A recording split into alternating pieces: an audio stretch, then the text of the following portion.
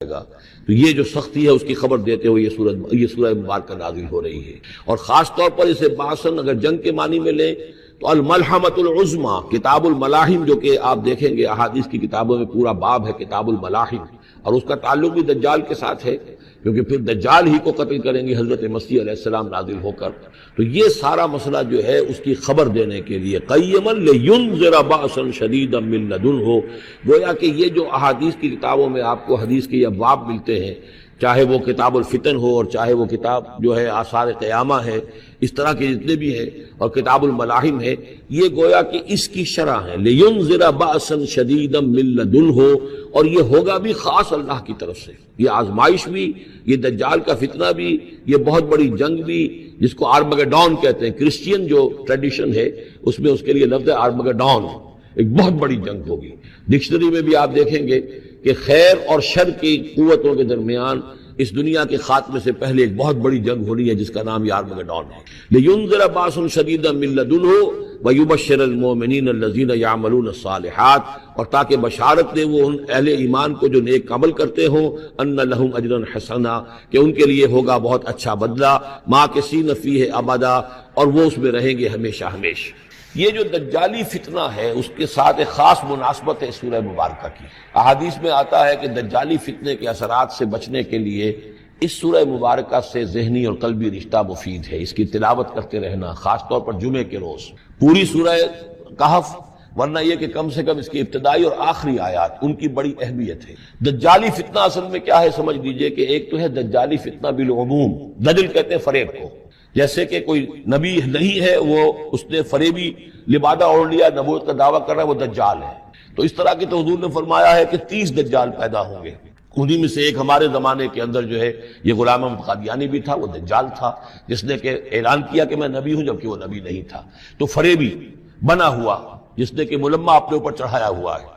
اسی طریقے سے دجالی فتنہ یہ جو ہے اس پوری دنیا میں اس وقت جو فتنہ ہے وہ یہ ہے کہ مادہ پرستی کا اتنا غلبہ ہو چکا ہے ذہنوں کے اوپر، افکار کے اوپر، لوگوں کے نظریات کے اوپر، لوگوں کی اخلاق کے اوپر، لوگوں کے اقدار جو ہیں، ویلیوز جو ہیں اس کے اوپر، کہ وہ آخرت کو بالکل بھول گئے، اللہ کو بھول گئے، اسباب کے اندر گم ہے، مسبب الاسباب سے ظہول ہو گیا، دنیا ہی دنیا ہے، آخرت کو بھولے ہوئے ہیں، مادہ ہی مادہ ہے، روح سے کوئی سروکار ہی نہیں۔ یہ ہے بالعموم جس کا نام دجالی فتنہ ہے، کہ حقیقت کے اوپر پردہ پڑا ہوا ہے، آخرت پر دنیا کا پردہ پڑا ہوا ہے۔ یہ دنیا جو ہے در حقیقت کیا ہے، وَمَا الْحَيَاةُ الدُّنْيَا إِلَّا مَتَاعُ الْغُرُورِ، یہ دھوکے کا سامان ہے۔ اصل زندگی کو اس نے ڈھانپا ہوا ہے، ہم نے یہ سمجھ لیا کہ زندگی یہی ہے، اسی کے لیے بھاگ دوڑ، محنت، صبح و شام، اسی کے مستقبل کی فکر ہے، لیکن اصل زندگی اس کی کوئی فکر ہی نہیں۔ باقی ایک دجال جو ہے جو آئے گا، وہ معاملہ احادیث کے اندر بھی بڑی طوالت کے ساتھ ہے، اور اس میں کافی پیچیدگیاں بھی ہیں، بعض چیزیں جو ہے ایک دوسرے سے کچھ مختلف بھی ہیں، اس میں پھر اہل علم کو بہرحال مطابقت پیدا کرنی پڑتی ہے۔ میں نے جہاں تک اپنی کوشش کی ایک رائے تک میں پہنچا ہوں، لیکن ابھی میں اسے بیان نہیں کر رہا ہوں۔ بہرحال دجالی فتنے کی خبریں موجود ہیں بہت شدت کے ساتھ، اور اس صورت کا پڑھنا جو ہے اس میں بہت مفید ہے۔ اس صورت کے مضامین کا دجالی فتنہ بالعموم سے کیا تعلق ہے وہ تو اس ہم دورہ ترجمہ دوران کے اس کے دوران بھی آپ کو معلوم ہو جائے گا، لیکن اس کے جو خاص بڑے مباحث ہیں، خاص طور پر یہ کہ ایک ہمارے بہت بڑے عالم گزرے ہندوستان میں اس صدی کے آغاز میں، مولانا مناظر حسن گیلانی، انہوں نے اس میں باقاعدہ کتاب لکھی ہے، آپ کو مل جائے گی بازار میں بھی، اصحاب کہف کے جو کا معاملہ سورہ کہف کے مباحث ہیں ان کے۔ میں نے اس کو اپنی ایک تقریر کے اندر کسی خطاب جمعہ میں سورہ کہف کے مضامین کا خلاصہ بیان کیا تھا، جس کا عنوان ہے دنیا کی حقیقت۔ ظاہر بات ہے تفاصیل زیادہ جو ہیں وہ میرے لیے ممکن نہیں ہے کہ اس دورہ ترجمہ کے دوران بیان کر سکوں۔ وَيُنذِرَ الَّذِينَ قَالُوا اتَّخَذَ اللَّهُ وَلَدًا، اور خبردار کر دے ان لوگوں کو جنہوں نے کہا کہ اللہ نے بیٹا بنایا۔ یہ ساری دجالیت جو ہے اس کی جڑ کیا ہے؟ مسیحیت، جو موجودہ مسیحیت ہے، جو حقیقت میں مسیحیت نہیں ہے، پالزم ہے، جس کی بنیاد تثلیث پر ہے کہ اللہ کا بیٹا بنا دیا حضرت مسیح علیہ السلام کو، اور انہیں کفارہ بنا دیا، تمام جو بھی مان لے ان کو ان کے گناہوں کا، پیش کی معافی ہے ان کے گناہوں کی جو حضرت مسیح پر ایمان لے آئے، اور نمبر 3 شریعت ساقط کر دی، اور نمبر 4 سارا اختیار جو ہے وہ پوپ کے ہاتھ میں دے دیا گیا کہ تم جو چاہو جس چیز کو چاہو حلال کرو، جس چیز کو چاہو حرام کر دو۔ ان چیزوں نے مل کر نفس مذہب کو اس قدر قابل نفرت سے بنا دیا کہ یورپ کے عوام کے اندر مذہب کے خلاف شدید نفرت پیدا ہو گئی۔ چنانچہ اس کے بعد جب مسلمانوں کے زیر اثر وہاں پر علم پھیلا ہے، ہسپانیہ کی یونیورسٹیوں سے علوم اور فنون جو ہیں یہ فرانس اور اٹلی اور جرمنی کے نوجوان آتے تھے اور وہاں آ کر وہ قرطبہ اور غرناطہ اور طریقلہ کی یونیورسٹیوں سے پڑھ کر جاتے تھے. تو ان کے زیر اثر جو ایک ریفرمیشن شروع ہوئی، اصلاح مذہب، اور ایک رینائسنس، تحریک احیاء العلوم، وہ جو اصل تو تحریک تھی اس بات کی کہ انسان علم کی طرف دوبارہ رجوع کرے، لیکن یہ کہ وہ علم جب آگے بڑھا ہے تو وہاں پہ عیسائیت کے خلاف جو رد عمل تھا اس کی وجہ سے اس میں مذہب کی دشمنی جو ہے اس تحریک کے اندر خود بخود شامل ہو گئی. تو مذہب سے بیزاری، روحانیت کا انکار، آخرت سے بالکل بے پرواہی اور اس کا بھی انکار، اور خدا ہے یا نہیں ہے اس سے کوئی سروکار نہیں، یہ جو اس تہذیب کے اصل میں اثرات بنے ہیں سارے، یہ اسی غلطیوں کا یہ اثرات ہیں، نتائج ہیں کہ جو عیسائی مذہب کے اندر جو یہ تحریفات کر کے جو غلطیاں کی گئی ہیں. اس کو یہاں کہا گیا ہے کہ ان لوگوں نے کہ جنہوں نے یہ عقیدہ ایجاد کیا، ما لہم بہ من علم، ان کے پاس اس کے لیے کوئی علمی سند نہیں ہے، ولا لآبائہم، نہ ان کے آباء و اجداد کے پاس کوئی سند تھی. کبرت کلمۃ تخرج من افواہہم، بہت بڑی بات ہے جو ان کے منہ سے نکل رہی ہے، بہت بڑی گستاخی ہے جو یہ اللہ تعالیٰ کی شان میں کر رہے ہیں. ان یقولون الا کذبا، یہ نہیں کہہ رہے مگر جھوٹ، سراسر سیدھا سفید جھوٹ بول رہے ہیں. فَلَعَلَّكَ بَاخِعٌ نَفْسَكَ عَلَىٰ آثَارِهِمْ، تو اے نبی شاید کہ آپ اپنے آپ کو ہلاک کر لیں گے ان کے جو اثرات پڑنے والے ہیں، عیسائیت کے اس غلط عقیدے کے جو نتائج برآمد ہوئے ہیں، جب یہ نتائج ظاہر ہوں گے تو وہ اتنے سنگین ہوں گے. فَلَعَلَّكَ بَاخِعٌ نَفْسَكَ، کہ ان کے احساس سے اور ان کے ادراک سے شاید کہ آپ اپنے صدمے سے اپنے آپ کو ہلاک کر لیں. إِن لَمْ يُؤْمِنُوا بِهَذَا الْحَدِيثِ أَسَفًا، اگر یہ لوگ اس حدیث پر، اس قرآن پر، یہ بات جو بتائی جا رہی اس پر ایمان نہ لائے، اس پر ایمان نہ لائے، اپنے اس غلط عقیدے پر قائم رہے، اس غلط مذہب کو انہوں نے برقرار رکھا، تو اس کا جو رد عمل ہوگا نوع انسانی پر، اور اس سے تاریخ انسانی اور انسانی ثقافت جس غلط رخ پر پڑے گی، جو دجالیت کا فتنہ اسے جنم لے گا، ان تمام چیزوں کے اثرات سے شاید آپ کو اتنا صدمہ ہو کہ فَلَعَلَّكَ بَاخِعٌ نَفْسَكَ عَلَىٰ آثَارِهِمْ إِن لَّمْ يُؤْمِنُوا بِهَذَا الْحَدِيثِ أَسَفًا إِنَّا جَعَلْنَا مَا عَلَى الْأَرْضِ زِينَةً لَّهَا، ہم نے زمین کے اوپر جو کچھ ہے اسے اس کا گہنا بنا دیا ہے، بناؤ سنگھار بنا دیا ہے، زینت بنا دیا ہے. یہ آپ نوٹ کر لیجئے، لفظ زینت اور زمین میں اس کی زیبائش اور آرائش، یہ اس سورہ مبارکہ کا عمود ہے. یعنی اس کو اتنا کھبا دیا ہے نگاہوں میں اللہ نے کہ آخرت سے خود بخود انسان غافل ہو جائے. یہ پردہ پڑ گیا ہے، چمک دمک ہے، یہ کاریں ہیں، یہ بلڈنگیں ہیں، یہ کوٹھیاں ہیں، یہ عالیشان عمارتیں ہیں، یہ کیا کچھ اس کی جو یوں سمجھیے پومپ اینڈ شو جو ہے اس وقت دنیا کا. اور ظاہر بات ہے امریکہ میں جا کر دیکھیے تو جو کچھ یہاں دیکھ رہے ہیں اس سے 10 گنا، 100 گنا، 1000 گنا آپ کو نظر آئے گا. عقلیں دنگ ہو جاتی ہیں. نتیجہ کیا نکلتا ہے کہ انسان یہ سمجھتا ہے کہ اصل شے یہی مادہ ہی ہے، اصل ہدایت پہ یہی لوگ ہیں، یہی لوگ ہیں صحیح معنی میں کہ جنہوں نے واقعتاً علم حاصل کیا ہے. لہذا ان کی غلط تہذیب، ان کا غلط تمدن، ان کے تمام غلط ثقافت کے معاملات کے بھی ہم اسی طریقے سے پیروی کر رہے ہیں. یہ سارا مسئلہ جو ہے وہ اس لیے ہے کہ یہ چمک دمک دنیا کی زیبائش اور آرائش اس سے ہم متاثر ہیں. انا جعلنا ما علی الارض زینۃ اللہ، جو کچھ زمین کے اوپر ہے اسے ہم نے اسے اس کے لیے بناؤ سنگھار بنا دیا، لنبلوہم، تاکہ ہم آزمائیں ان کو، ایہم احسن عملا، کون ہے ان میں سے اچھے عمل کرنے والا.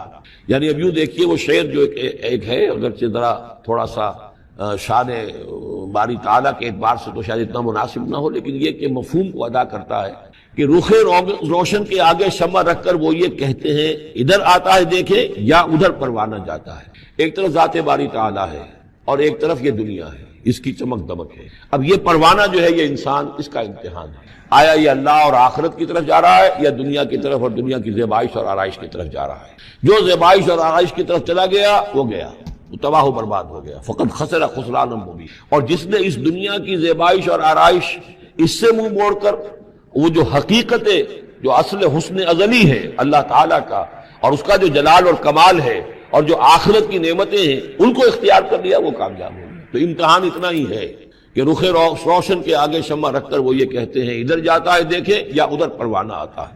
وَإِنَّا لَجَاعِلُونَ مَا عَلَيْهَا صَعِيدًا جُرُزًا، اور یہ کہ جو کچھ بھی اس پر ہے ہم ایک وقت آئے گا کہ اس کو بنا کر رکھ دیں گے جیسے کہ میدان جس میں سے کہ فصل کاٹ لی گئی ہو. جب قیامت ہوگی کیا ہوگا یہاں پر اسی زمین کو؟ نہ یہاں پہ کوئی وہ پہاڑ رہ جائیں گے کوٹ کوٹ کر چپٹی کر دی جائے گی، نہ یہ آپ کے پاس جو ہے وہ اسکائی اسکریپرز رہ جائیں گے، نہ یہ اعلیٰ شان عمارتیں ہوں گی، کچھ نہیں ہوگا. یہ سب برابر ہوگا جیسے کہ کسی کھیت کے اندر سے فصل کاٹ دی جاتی ہے تو اب وہ پڑا ہوتا ہے ویران. وَإِنَّا لَجَاعِلُونَ مَا عَلَيْهَا صَعِيدًا جُرُزًا، ہم اسے کر کے چھوڑیں گے ایسا کھیت کہ جہاں پر چورا پڑا ہوا ہو، صرف بچا کھچا جو ہے وہ اس کا توڑی کا اور کچھ نہ ہو. ام حسبت ان اصحاب الکہف والرقیم کانوا من آیاتنا عجبا. اب یہاں سے اصحاب کہف کی بات شروع ہو رہی ہے، کیونکہ پوچھوایا تھا یہودیوں نے اصحاب کہف کون تھے. کیا تم سمجھتے ہو کہ اصحاب الکہف والرقیم، رقیم جو ہے ان کی تختی تھی ایک جس کے اوپر ان کے حالات لکھ کر، جو ان کے ایک جو کہف تھی ان کی غار جو تھی اس کے اوپر لگا دی گئی تھی، تو انہیں اصحاب الکہف بھی کہتے ہیں، اصحاب الرقیم بھی کہتے ہیں. یہ دونوں انہیں ایک ہی گروہ کے نام ہیں. کیا وہ تمہارے خیال میں ہماری بڑی عجیب آیات میں سے تھا؟ یعنی واقعتاً بات تو غیر معمولی تھی، لیکن حقیقت میں ہمارے ہاں تو ہماری تخلیق میں، ہماری صنائی میں اس سے ہزاروں گنا زیادہ عجیب باتیں ہوتی ہیں. ہمارے لیے تو وہ کوئی شے ہے ہی نہیں کسی بھی درجے میں، تم سمجھتے ہو شاید وہ بہت بڑی بات ہے. یہ سابق کہف کا جو قصہ ہے، اب میں سمجھتا ہوں کہ پورے وثوق کے ساتھ ہم کہہ سکتے ہیں کہ یہ قصہ کیا تھا. دیکھیے جب حضرت مسیح علیہ السلام آئے ہیں تو یہ پورا علاقہ جو ہے فلسطین کا اور یہاں پہ جو آپ نے تبلیغ کی ہے تو یہ اس وقت رومن امپائر کا ایک حصہ تھا. اگرچہ مقامی طور پر ایک لوکل بادشاہ جو تھا یہودی وہاں پر حکومت کر رہا تھا، لیکن وہ پپٹ تھا. اصل میں تو حکومت جو تھی رومیوں کی، جو رومی تھے بت پرست.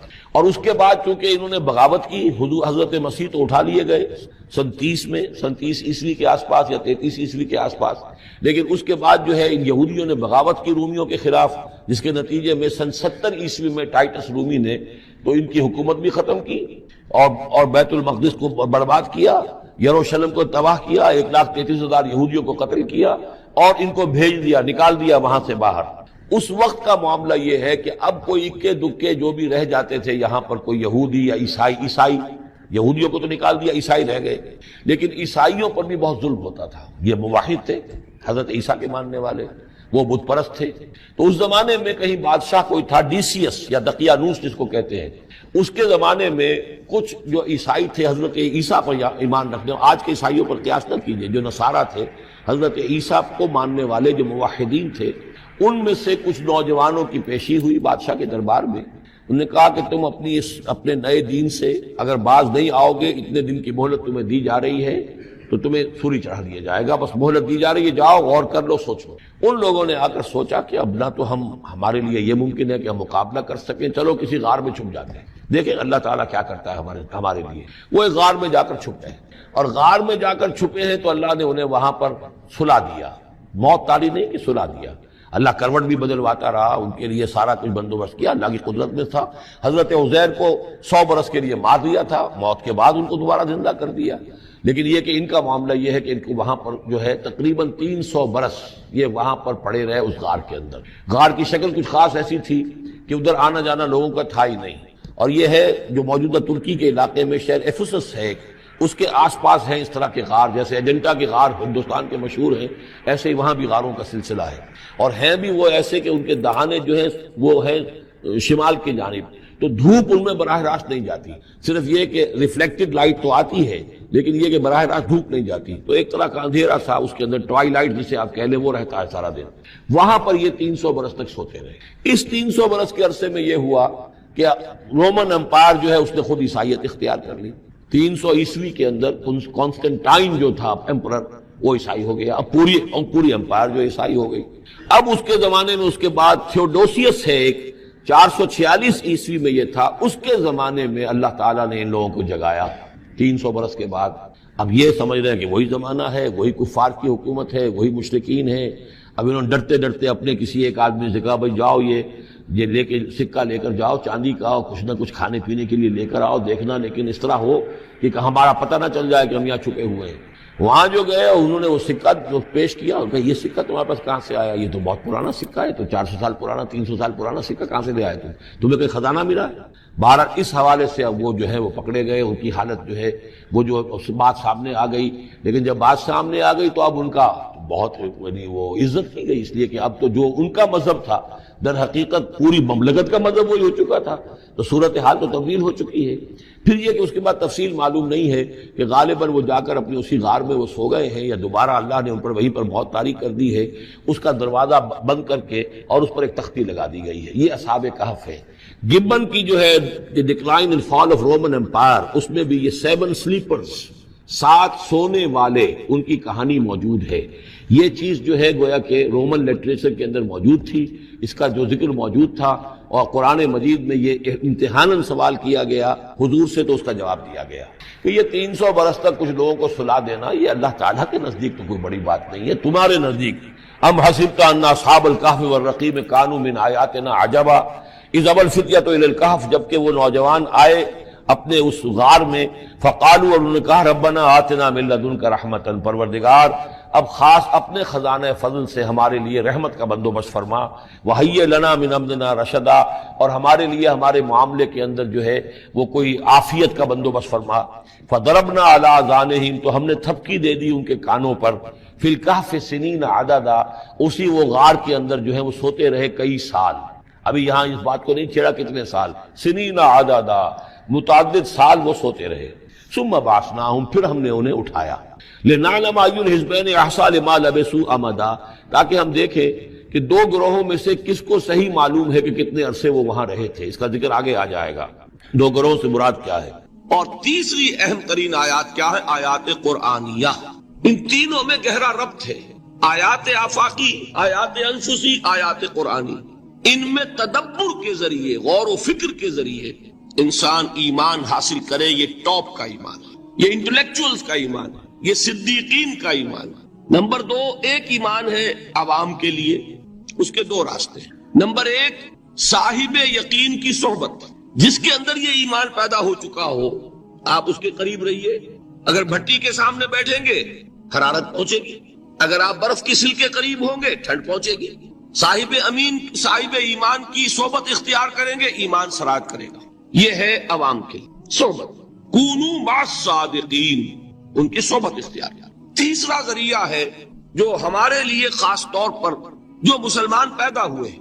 اب ایک بچہ ہے 7 سال کا، آپ نے نماز پڑھنے کی عادت ڈال دی، پڑھ رہا، اگرچہ غیر شعوری عمر سے شروع کر دیا، اس نے روزہ رکھتا ہے، 9 برس کا ہو گیا روزہ رکھنا شروع کیا۔ یہ اعمال جو ہیں ان سے بھی ایک یقین پیدا ہوتا ہے، جیسے یقین سے عمل پیدا ہوتا ہے ایسے ہی عمل سے بھی یقین پیدا ہوتا ہے۔ جب مداومت کرتے رہیں گے اس پر تو اس سے بھی ایک یقین کی کیفیت انسان میں پیدا ہو جائے۔ سورہ حجرات میں جو بحث آئی ہے اس کے آخر میں یہی ہے کہ اے نبی، یہ بدو جو دعوے دار ہیں ایمان کے، یہ آپ پر احسان دھر رہے ہیں، یمنون علیک ان اسلموا قل لا تمنوا علی اسلامکم بل اللہ یمن علیکم ان ہداکم للایمان ان کنتم صادقین۔ یہ آپ پر احسان دھر رہے ہیں کہ ایمان لے آیا، نبی ان سے کہیے مجھ پر اپنے ایمان کا کوئی احسان نہ دھرو، اپنے اسلام کا، بلکہ اللہ تم پر احسان دھرتا ہے کہ اس نے تمہیں ایمان کے راستے پر ڈال دیا ہے۔ جب اسلام پر آ گئے ہو تو عمل کرتے رہو گے، ان تطیعوا اللہ ورسولہ، اگر عمل کرتے رہو گے تو اس عمل کے ذریعے سے بھی تمہارے اندر ایمان پیدا ہو جائے گا۔ تو یہ 3 راستے ذہن میں رکھیے۔ جو عوام ہے، غور و فکر، سوچ بچار، اس کی صلاحیت نہیں یا مواقع نہیں، ان کے لیے یہ 2 راستے ہیں، یقین بذریعہ عمل اور یقین بذریعہ صحبت۔ یہاں سے اٹھا رہے ہیں لوگوں کو، بار بار یہیں آ جاتے ہیں، لیکن نہ ان کو دقت ہوتی، یہاں پہ کوئی صاحب پہلے سے روک دیا کرے نا، جو بعد میں گڑبڑ ہوتی ہے۔ تو ایک ایمان ہے انٹلیکچوئلز کا، صدیقین کا، جن کو قرآن کہتا ہے اولو الالباب الذین یعقلون ان فی خلق السماوات والارض واختلاف اللیل والنہار لآیات لأولی الالباب، ہوش مندوں کے لیے، عقل مندوں کے لیے، غور و فکر کرنے والوں کے لیے، اصحاب دانش و بینش کے لیے ہماری کائنات میں ہماری نشانیاں ہیں۔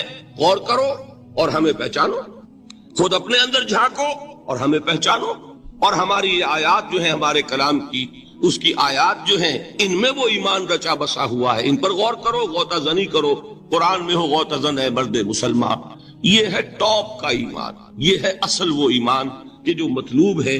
اب باقی حضرات جو ہیں ان کے قریب رہیں گے، ایمان حاصل کر لیں گے، اور جو اعمال اللہ نے بتائے ہیں ان پر عمل کرتے رہیں گے، ایمان۔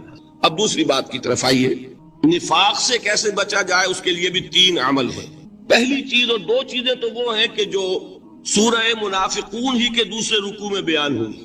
پریونشن کیسے ہوگی، بچو گے کیسے؟ دوام ذکر، اللہ کو یاد رکھو. یا ایھا حامیم والکتاب المبین انا جعلناہ قرآنا عربیا لعلکم تعقلون وَإِنَّهُ فِي أُمِّ الْكِتَابِ لَدَيْنَا لَعَلِيٌّ حَكِيمٌ. وقال تبارك وتعالى كما ورد في سورة الواقعة فلا أقسم بمواقع النجوم وإنه لقسم لو تعلمون عظيم إنه لقرآن كريم في كتاب مكنون لا يمسه إلا المطهرون تنزيل من رب العالمين.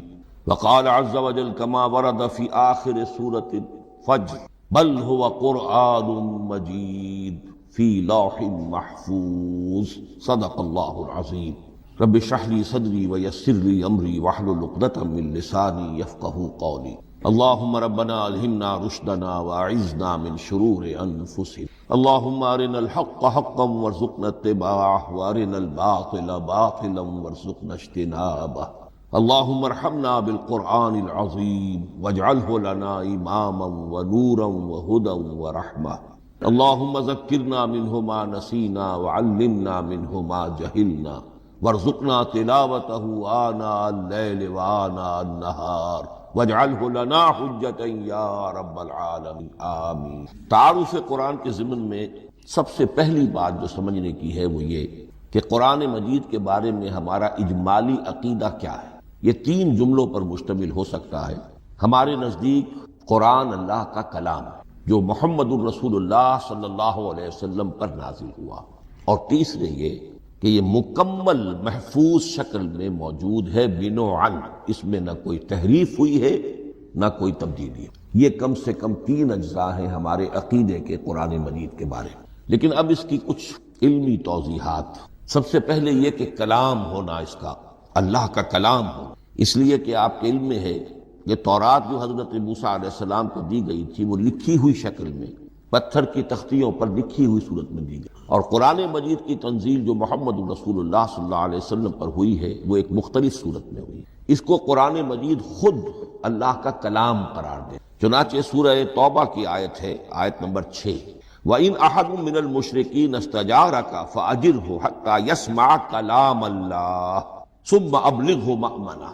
جب ہجرت کے 9ویں سال آخری وارننگ دی گئی تھی مشرکین عرب کو کہ اب صرف تمہیں چند مہینے کی مہلت دی جا رہی ہے، اس دوران میں آخری فیصلہ کر لو اسلام قبول کرنا ہے یا نہیں، اس لیے کہ اس کے بعد مشرکین عرب کے لیے کوئی رعایت نہیں ہوگی. جو لوگ اسلام قبول نہیں کریں گے انہیں تہہ تیغ کر دیا جائے گا. فَإِذَا انْسَلَخَ الْأَشْهُرُ الْحُرُمُ فَاقْتُلُوا الْمُشْرِكِينَ حَيْثُ وَجَدتُّمُوهُمْ.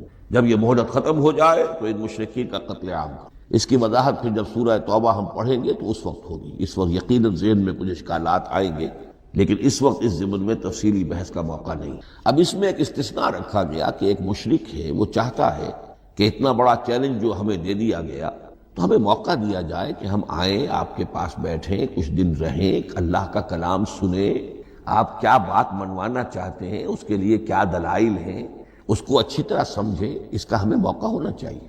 اس کے لیے یہ آیت نازل ہوئی کہ وَإِنْ أَحَدٌ مِّنَ الْمُشْرِكِينَ اسْتَجَارَكَ. اے نبی اگر ان مشرکین میں سے کوئی شخص آپ سے پناہ طلب کرے فَأَجِرْهُ، اسے پناہ دیجئے، حَتَّى يَسْمَعَ كَلَامَ اللَّهِ، یہاں تک کہ وہ اللہ کا کلام سن لے. ثُمَّ أَبْلِغْهُ مَأْمَنًا، پھر یہ بھی نہیں کہ اسی وقت اسے کہا جائے کہ تم مانتے ہو یا نہیں مانتے، نہیں، پھر اسے اس کے امن کے مقام پر پہنچا دو. یہ جو آیت ہے اس میں لفظ کلیئر آ گیا کہ قرآن مجید اللہ کا کلام ہے. لیکن اب اسی دل کے اوٹ میں پہاڑ والا مسئلہ ہے، ٹپ آف آئس برگ، اس کے نیچے وہ کتنا بڑا تودہ ہوتا ہے. کلام جو ہے اللہ تعالیٰ کی صفت، اور یہ بڑا مسئلہ گہرا ہے، اور علم کلام کا ایک بڑا پیچیدہ مسئلہ ہے کہ ذات باری تعالیٰ اور اس کی صفات کے مابین کیا ربط و تعلق ہے. آیا صفات ذات کا جز ہیں، جزو لا ینفک ہیں، حصہ ہے، یا کچھ زائد بر ذات، جس کو علامہ اقبال نے ایک جگہ کہا ہے صفات ذات حق، حق سے جدا یا عین ذات. یہ ہمارے علم کلام کا ایک بڑا پیچیدہ مسئلہ، لیکن یہ کہ اس میں متکلمین کا جو تقریباً اجماعی فیصلہ ہے وہ دو لفظوں میں آتا، لا عین ولا غیر۔ اللہ کی صفات نہ تو اس کی ذات کا عین ہے نہ اس کی ذات سے غیر ہے، بہت پیچیدہ شکل ہے، اور یہ بھی اس وقت کا میرا موضوع نہیں ہے، میں صرف کسی اور موضوع کے لیے صرف حوالے دے رہا ہوں۔ بہرحال قرآن مجید کا جو تعلق ہے ذات باری تعالیٰ کے ساتھ، وہ اس مسئلے سے بخوبی واضح ہو جائے کہ چونکہ یہ اللہ تعالیٰ کی صفت ہے، اور صفت کو ہم یہ نہیں کہہ سکتے کہ وہ ذات باری تعالیٰ سے جدا ہے، یہ بھی نہیں کہہ سکتے کہ اس کی ذات کا جزو لا ینفک ہے، کچھ اسی طرح کا تعلق ہے قرآن مجید کا ذات باری تعالیٰ کی۔ لیکن یہ مسئلہ قرآن مجید میں خود بیان ہوا، اور سورہ حشر کی آیت میں تو یہ فرمایا گیا، اللہ تعالیٰ نے اپنے اس کلام کی عظمت کو یوں بیان کی، وہ عظمت کما ہیا، جیسے کہ وہ فی الواقع ہے، اور جس کا کہ گویا کہ پورا ادراک ہمارے لیے اپنی بہت سی محدودیتوں کی وجہ سے ممکن نہیں ہے، لیکن ایک تمثیل کے پیرائے میں سمجھایا، لو انزلنا ھذا القرآن علی جبل لرأیتہ خاشعا متصدعا من خشیۃ اللہ وتلک الامثال نضربها للناس لعلهم یتفکرون۔ اگر ہم نے اس قرآن کو کسی پہاڑ پر اتار دیا ہوتا تو تم دیکھتے کہ وہ دب جاتا اور پھٹ جاتا اللہ کے خوف سے۔ اور یہ مثالیں ہیں جو ہم لوگوں کے لیے بیان کرتے ہیں تاکہ وہ غور کریں، تدبر کریں، سمجھیں۔ ما لا یدرک کلہ لا یترک کلہ، اگرچہ بتمام و کمال عظمت قرآن کا فہم ان کے لیے ممکن نہیں ہے، لیکن کسی درجے میں تو کچھ انعکاس اس کا ہو جائے، کچھ اندازہ ہو جائے، انسان اپنی ذہنی سطح کے اعتبار سے اس کی مناسبت سے کسی درجے میں عظمت قرآن کا اندازہ کر لے، تو اللہ تعالیٰ کے ان الفاظ کو سامنے رکھے کہ لو انزلنا ھذا القرآن علی جبل لرأیتہ خاشعا متصدعا من خشیۃ اللہ۔ اب اس آیت کو سمجھنے کے لیے سورہ اعراف کی آیت نمبر 143 کو سمجھنا ہوگا، اسی اصول کے تحت کہ القرآن یفسر بعضہ بعضا، قرآن کا ایک حصہ دوسرے حصے کی تشریح کرتا۔ وہاں یہ واقعہ بیان ہوا ہے کہ حضرت موسیٰ علیہ السلام کو جب اللہ تعالیٰ نے کوہ طور پر طلب فرمایا 30 راتوں کے لیے، جس میں بعد میں 10 کا اضافہ کر کے وہ ایک 40 رات کا ایک کورس بنا، دن رات، اس موقع پر جو مخاطبہ الہی، مکالمہ الہی سے مشرف ہوئے حضرت موسیٰ علیہ السلام، تو ان کی آتش شوق بھڑکی اور انہوں نے بڑی جرأت کر کے یہ درخواست کر دی، رب ارنی انظر الیک، پروردگار مجھے اپنا دیدار بھی عطا فرما، مجھے موقع عنایت فرما، میں تجھے دیکھ سکوں۔ یہ ان کی وہ آتش شوق کا مسئلہ، لیکن جواب کیا ملا؟ لن ترانی، تو مجھے ہرگز نہیں دیکھ سکتے، ولکن انظر الی الجبل فإن استقر مکانہ فسوف ترانی۔ لیکن ظاہر بات ہے کہ حضرت موسیٰ علیہ السلام کو بات سمجھانے کے لیے کچھ مشاہدہ بھی کرانا تھا۔ فرمایا تم مجھے نہیں دیکھ سکتے، البتہ اس سامنے کے پہاڑ پر نگاہ جماؤ، ہم اس پر اپنی ایک تجلی ڈالیں گے۔ یہ اگلی الفاظ کے اندر وضاحت ہے، میں یہاں پہلے سے بیان کر رہا ہوں سمجھانے کے لیے۔ اگر وہ پہاڑ ہماری اس تجلی کو، تجلی کسے کہتے ہیں؟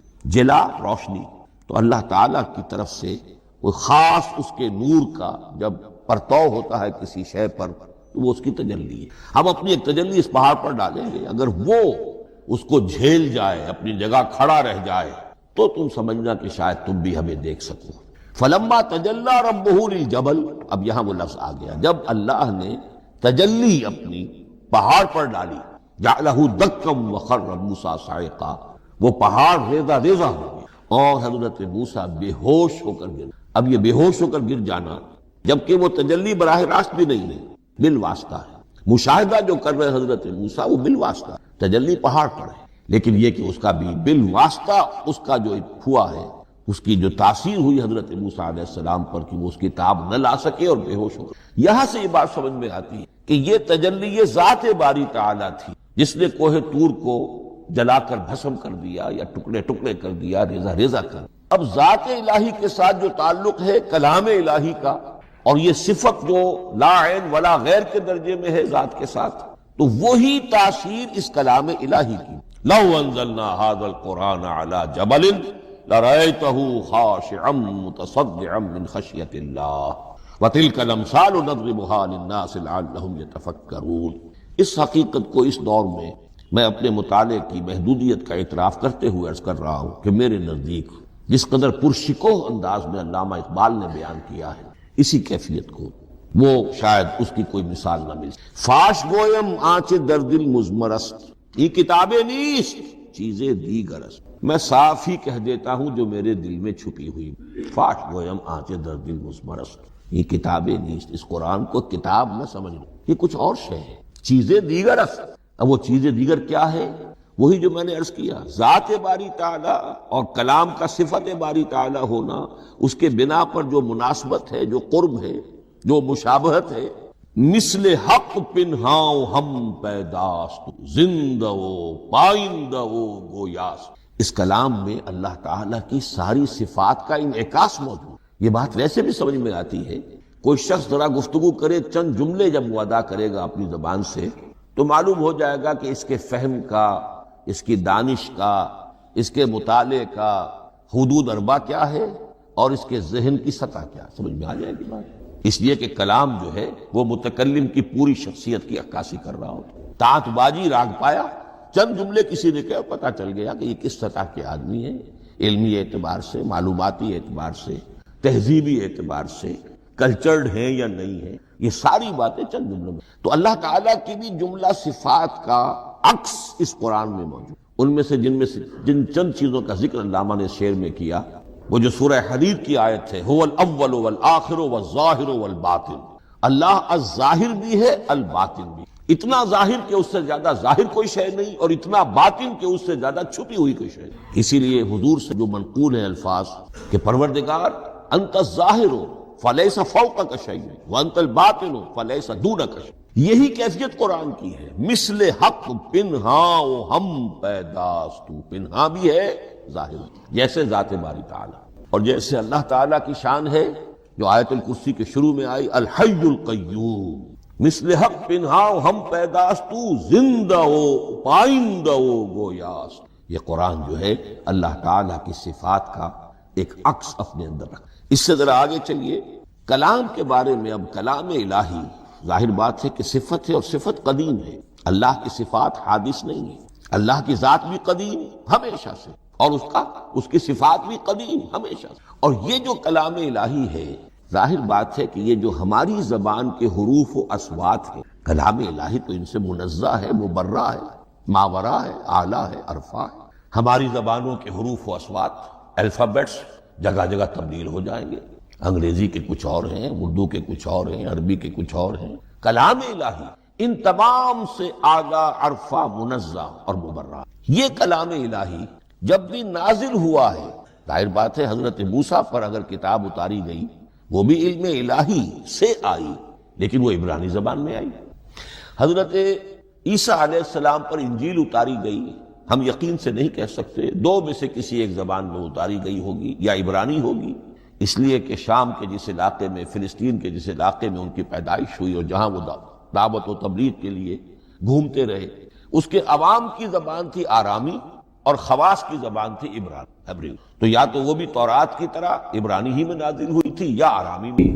قرآن مجید میں سورتوں کی جو تقسیم ہے، منزلوں کی شکل میں اور گروپوں کی صورت میں، اس کے بارے میں قرآن مجید کی کل 114 صورتیں ہیں، اور ان کی ایک تقسیم تو بہت قدیم ہے، دور صحابہ سے رضی اللہ تعالی عنہم ان کا ذکر ہمیں ملتا ہے، اور وہ ہیں منزلیں تلاوت کے لیے، کہ ایک منزل روزانہ انسان تلاوت کر لے تو ایک ہفتے میں قرآن مجید ختم ہو جائے۔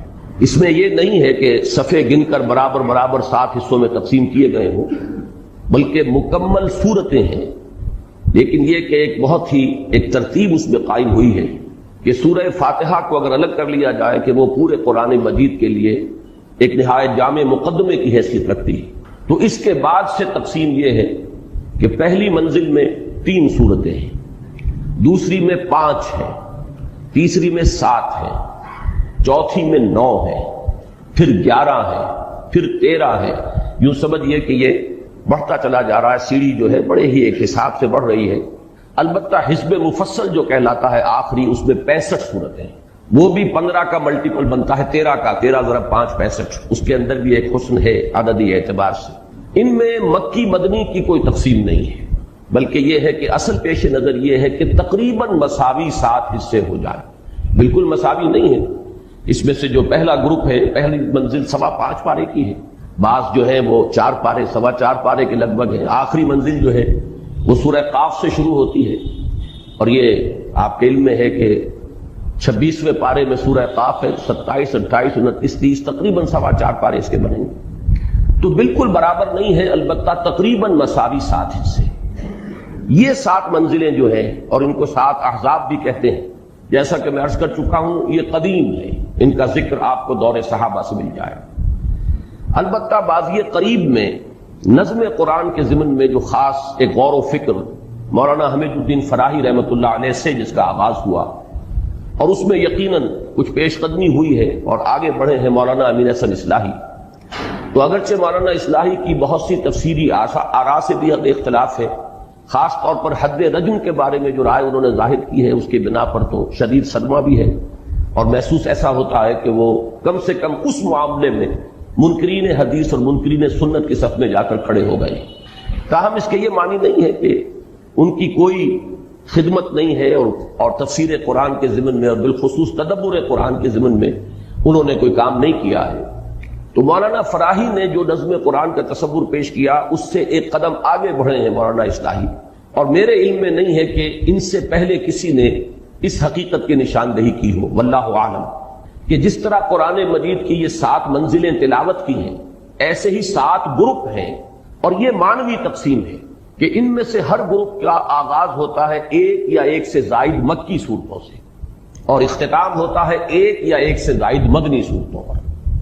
تو مکیات مدنیات ایک گروپ، پھر مکیات پھر مدنیات دوسرا گروپ، پھر مکی پھر مدنی تیسرا گروپ، اور ان میں ظاہر بات ہے کہ ایک معنوی ربط قائم ہوتا ہے کہ ہر گروپ کا ایک مرکزی مضمون ہے، ایک اس کا عمود ہے، اسی مرکزی مضمون کا، جیسے آپ کہتے ہیں تصویر کے 2 رخ ہوتے ہیں، ایک رخ مکی صورتوں میں آئے گا اسی گروپ کے، اور دوسرا رخ جو ہے اسی گروپ کی مدنی صورتوں میں آئے گا، اور وہ مضمون گویا کہ اس عمود کی حد تک اس گروپ میں مکمل ہو جائے گا۔ اب میں زیادہ تفصیل میں اس وقت نہیں جا رہا ہوں، صرف یہ بات نوٹ کر لیجئے کہ پہلا اور آخری گروپ جو ہے اس کے مابین ایک عجیب عکسی نسبت ہے، ریسیپروکل ریشو ہے، کہ پہلے گروپ میں مکی صورت صرف ایک سورہ فاتحہ، بہت چھوٹی ہے حجم کے اعتبار سے، اگرچہ معنوی اعتبار سے وہ پورے قرآن مجید کے بھی مساوی اسے قرار دیا جا سکتا ہے، اساس القرآن، ام القرآن، اور حضرت ابی بن کعب رضی اللہ تعالیٰ عنہ سے جو روایت مروی ہے اس کے مطابق تو حضور نے خود اس کو قرار دیا ہے والقرآن العظیم، جو سورہ ہجر میں آیت آئی ہے وَلَقَدْ آتَيْنَاكَ سَبْعًا مِنَ الْمَثَانِي وَالْقُرْآنَ الْعَظِيمَ، تو حضور نے فرمایا یہی 7 مثانی ہے، یہی قرآن عظیم ہے۔ تو اپنی جگہ وہ معنویت کے اعتبار سے اس کی جو عظمت ہے وہ مسلم ہے، لیکن یہ کہ حجم کے اعتبار سے بہت ہی مختصر، جبکہ 4 طویل ترین مدنی صورتیں، سورہ بقرہ، سورہ آل عمران، سورہ نساء، سورہ مائدہ، 6.25 پارے کے لگ بھگ جو ہے یہ مدنیات ہے۔ اب بالکل یہ نسبت جو ہے اس آخری گروپ میں آ کر یہ اب یہ عکسی ہو گئی ہے، ریسیپروکل ہے، نسبت الٹی ہو گئی ہے، کہ اس گروپ کے اندر 48 صورتیں شامل ہیں۔ یہ نوٹ کر لیجئے کہ تلاوت کا جو آخری منزل والا معاملہ ہے، آخری منزل وہ سورہ قاف سے شروع ہو جاتی ہے، اس میں گروپ 2 ہیں، سورہ قاف سے لے کر سورہ واقعہ تک مکی صورتیں، سورہ حدید سے سورہ تحریم تک 10 صورتیں مدنی، یہ ہم پڑھ چکے ہیں، یہ ایک گروپ مکمل ہو گیا، یہ 6واں گروپ ہے، اور 7واں گروپ یہاں سے شروع ہو رہا ہے، سورہ ملک سے، اور سورۃ الناس پر ختم ہوگا۔ یہ جو 48 صورتیں ہیں ان میں اکثر و بیشتر بلکہ تقریباً کل کی کل مکی صورتیں ہیں۔ یہاں آپ دیکھیں گے کہ اب مدنی صورتوں کی نسبت جو ہے وہ نہ ہونے کے برابر رہ گئی، اور بہت سی صورتوں کا معاملہ جو ہے اس میں جو مدنیات ہیں وہ مختلف فی ہیں۔ 5 صورتیں ہیں زیادہ سے زیادہ ان 48 میں سے جن کے بارے میں یہ کہا گیا ہے کہ وہ مدنی ہیں، جن میں سے متفق علیہ صرف ایک ہے، اور وہ سورۃ النصر ہے، اذا جاء نصر اللہ والفتح، اس کے بارے میں تو اتفاق ہے کہ یہ مدنی صورت ہے۔ باقی 2 صورتیں اور ہیں، سورۃ البینہ اور سورۃ الزلزال، یہ ساتھ ساتھ ہیں، ان کے بارے میں بھی بعض مصاحف میں آپ کو یہ لکھا ہوا مل جائے گا کہ یہ مدنی صورتیں ہیں۔ اسی طریقے سے آخری 2 صورتیں معوذتین، ان کے بارے میں بھی یہ رائے ہے، لیکن میں نے دیکھا ہے کہ بہت سے حضرات ان کو بھی مکی صورتیں قرار دیتے ہیں، تو گویا کہ کل 5 صورتیں بنتی ہیں جن کے بارے میں یہ رائے ہے ان 48 میں سے کہ یہ مدنی ہیں۔ ان میں سے بھی 4 مختلف فی ہیں، متفق علیہ جو ہے وہ صرف ایک صورت بنتی ہے، وہ سورۃ النصر ہے۔ میری اپنی ایک رائے ہے اس کے ضمن میں، لیکن اول تو یہ کہ میں اس پر فی الحال جازم نہیں ہوں، جب اس مقام پر پہنچوں گا تو انشاءاللہ اپنی ایک رائے حتمی طور پر قائم کروں گا۔ مولانا اصلاحی صاحب کی چونکہ ذکر سے بات شروع ہوئی تھی تو یہ عرض کر دوں کہ ان کے نزدیک آخری 5 سورتیں مدنیات ہیں، سورۃ النصر، اس کے بعد سورۃ اللہب، اور پھر سورہ اخلاص اور معوذتین۔ اور اس میں اب یہ بات بڑی عجیب ہے کہ جہاں تک سورۃ اللہب کا تعلق ہے اس میں تقریباً اجماع ہے کہ وہ مکی سورت ہے، ابتدائی دور میں نازل ہوئی ہے، جبکہ حضور نے اپنا پہلا خطبہ ارشاد فرمایا